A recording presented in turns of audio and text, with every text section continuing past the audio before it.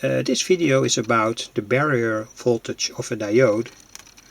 First I'm going to show some diodes used in electronics. This is a general purpose silicon diode.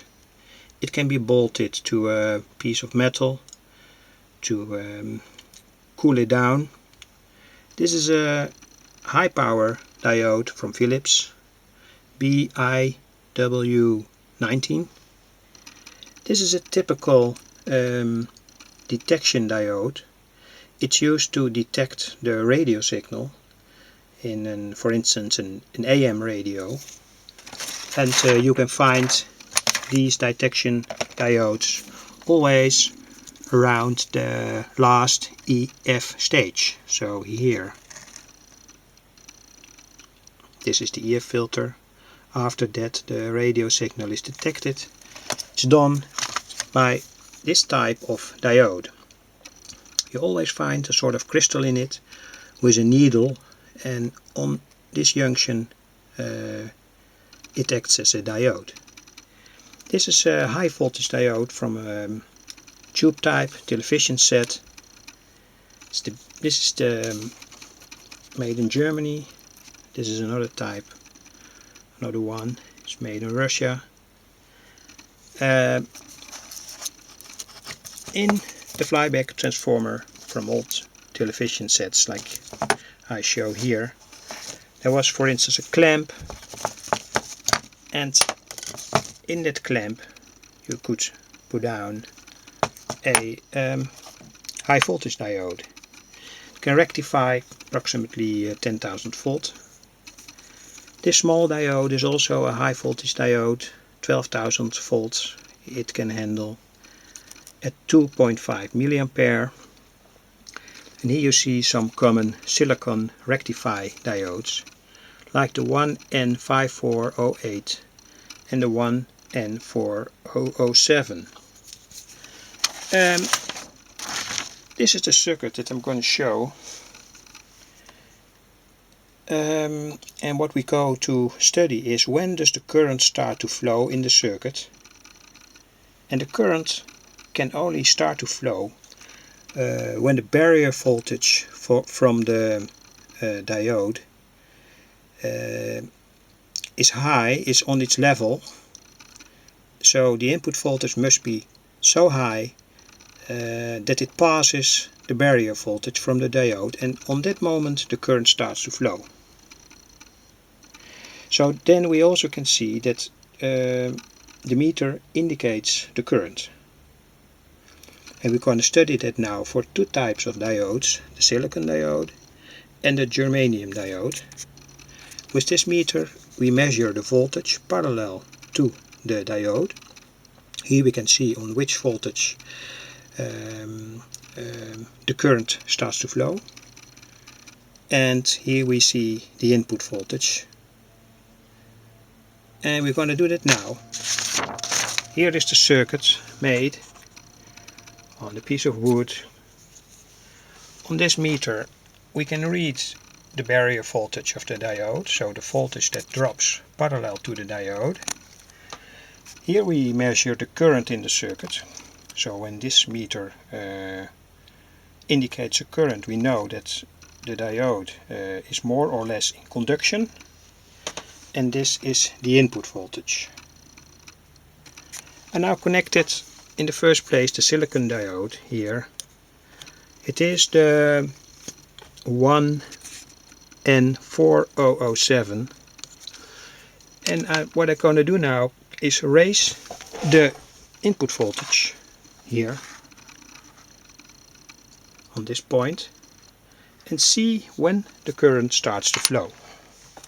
So now we look at the current in the circuit, and I'm going to raise the input voltage now. It's 0.2 here, 0.5, 0.7, it's 1 volt now. And now we can see that current flows in the circuit. It's 17.6 milliampere. And the barrier voltage parallel to the silicon diode is 0.7 volt.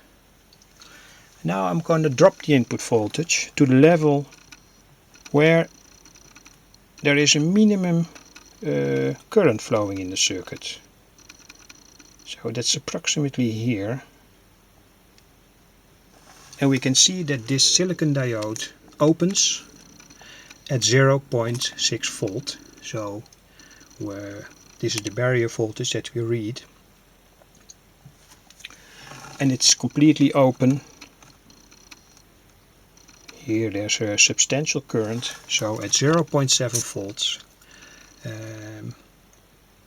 the silicon diode conducts fully. And this is the input voltage, 1.6. Parallel to the silicon diode, 0.7 volt drops. This is the current. And we're now going to raise the voltage further. And here we see that the lamp lights up.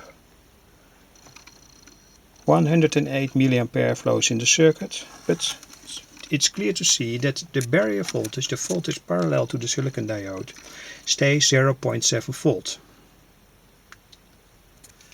And the input voltage is 7.4. Now we go on to 10 volt, and here the barrier voltage is 0.8 volts. The voltage parallel to the silicon diode. Now we go back to 0 and switch on the germanium diode. I taped the germanium diode with black tape because when light falls on it, it's from glass, this can have an effect on the measurements. So now we're going to study when the current starts to flow with the germanium diode. I put up the voltage, the input voltage. Now here you can see that here approximately here the current starts to flow, 1.3 milliampere. And this is the voltage parallel to the germanium diode. So it opens already at 0.4 volts. Now we raise the voltage to input voltage now is 2.1 volt. Parallel to the germanium diode is 1.6 volt. And the current in the circuit is 25 milliampere. And what we can see clearly now is that the voltage parallel to the germanium diode is not constant. This is at 10 volts input voltage. It is 3.6 volts. 106 milliampere in the circuit. Now I go back. Now it's 6 volt. The voltage is now the parallel voltage is now 2.9. So it is not a very well fixed value. It stays between certain limits, but it's not like the silicon diode always 0.8 volts. And here you find it, what I found in this experiment. When the diode opens, silicon diode opens, and here when the germanium diode opens and starts to conduct.